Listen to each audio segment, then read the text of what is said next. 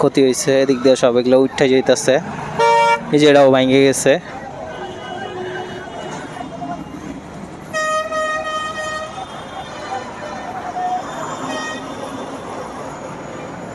ভালো ক্ষতি হয়েছে, দেখা যাক।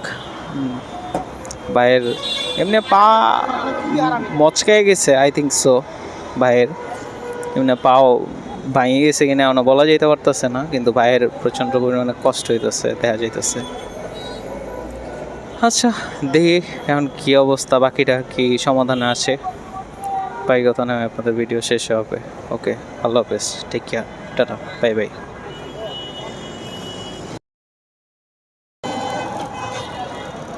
ভাই এখন কি অবস্থা তাইলে?